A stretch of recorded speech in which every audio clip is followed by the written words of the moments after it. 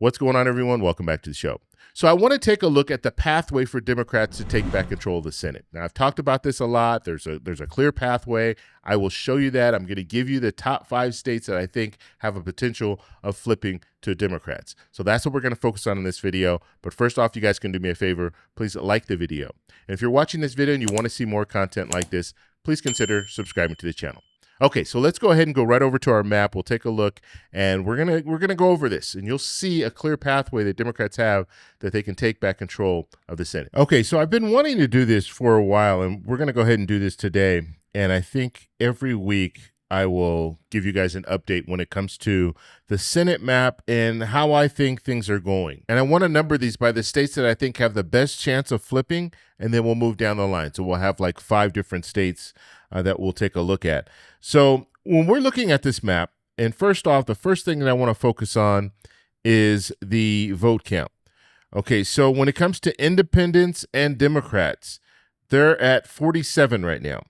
When it comes to Republican seats total, we're looking at 53 because I've added 2 toss-ups here. And so basically what I'm saying is the Republican-held seats right now, 53. When it comes to the Democrats, 47. Okay, so what that means is Democrats need to hold all their seats. They cannot lose a seat.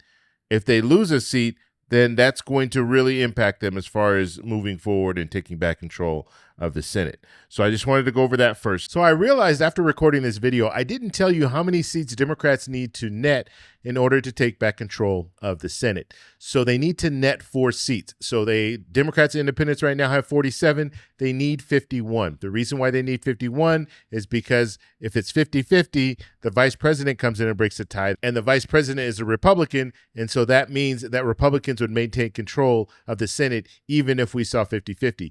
So Democrats need to net 4 seats. So we'll go over the top 5, but just understand that out of that top 5, 4 of those seats need to flip for Democrats in order for them to take back control of the Senate. Okay, let's get back.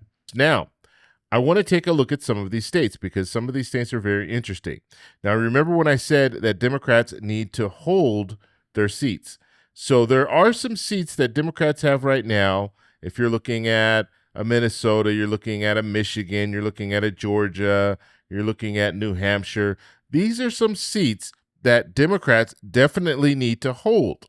And so what that means is they need to perform well in these states. Now, I think when it comes to Minnesota, I think Democrats will be okay.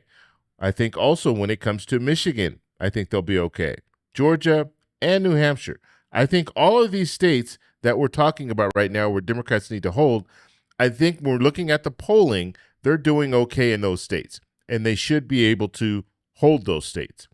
Now, when we start looking at some other states, when we're looking at a state like Maine, we're looking at a state like North Carolina. These are 2 states that are right now being held by Republicans. But in North Carolina, you know Tillis is retiring, so that opens that seat up. When it comes to Maine, we're looking at Susan Collins, who's not doing well in the polling, and she could potentially lose that seat. And so these 2 states right here, Maine and North Carolina, I would consider toss-ups. Why? Because when we're looking at the latest polling, they're showing that Roy Cooper is ahead, who's a Democrat, as well as Plattner and even Mills. Mills is closer to Collins, but Plattner isn't. Plattner has a pretty good lead in Maine. And so if we are to believe what the polling is showing us, this is going to be a very close race, and that's why I would consider it a toss-up at this point. Now, if we want to put a number on these different states to see where, Democrats have the best opportunity to flip, I would say North Carolina would be number 1. I would say that Maine would be number 2. Now, once we have those 2 out, we're going to have to look at some other states. I think the next state where Democrats have an opportunity to flip would be Alaska. I think Alaska will be number 3. You have Peltola running. I think she'll do a good job, and she could potentially flip. And so that's 3. Now, where else do Democrats have an opportunity to flip? Well, if we're looking at Ohio, I think Ohio would be number 4. I think that would be the next best chance for Democrats to flip. You have Sherrod Brown running. He's been a senator before in that same state. He did lose in 2024, but now he has an opportunity to run again, and we'll have to see how that plays out. Without President Trump being on the ticket, will that change things? And so we'll have to see. But I think Democrats do have a good opportunity to flip that seat in Ohio. And then that brings us to number 5. So when we're looking at number 5, there are a lot of different states that are out there right now. So we're looking at Iowa. You can even look at Nebraska if the independent wins there. You could look at South Carolina. So these are some states that I think they have a potential, but Republicans are likely to win those states unless something really serious happens. And so when we're looking at the 5th state that Democrats have an opportunity to flip, I think we're going to have to bypass the ones that I just talked about and go to Texas. I think now you have Tallarico running against Paxton or Cornyn. I think Paxton has the baggage and Cornyn doesn't have the support. So I think Tallarico does have a pretty good opportunity to win in Texas. Now, it's going to be very hard, and we've been here before where you hear people talking about, oh, guess what? Texas is going to be, going blue. It's going to flip, but it never does. And so we'll have to see if this is the time where it does. Now, if you look at the climate, this is the perfect climate for Democrats to take control of the House and potentially take control of the Senate. Why? Because there's a lot of things going on that people aren't happy about. The economy. People aren't happy about the economy. Now we have this war. People aren't happy about the war. Immigration. People thought it was going to be one thing, and now it's something else, and they're not happy about that. And so you put all that together, and that's why the president's job approval is so low. And remember, this midterm election is going to be a referendum on the president. And so you're going to have a lot of incumbents that are running for office and some people that are running in these open seats that are going to have to defend the president. So you have Republicans out there defending the president. If the president is not doing a good job, people are going to hold the president accountable by not electing some of these different individuals. And so that's why Republicans are very, very nervous right now, because they see the writing on the wall. They see it in the House already. But when it comes to the Senate, yes, the Senate is going to be hard for Democrats to flip, but they have opportunities. And when we start to look at this map, we see a clear pathway. We see it in North Carolina. We see it in Maine. We see it in Alaska.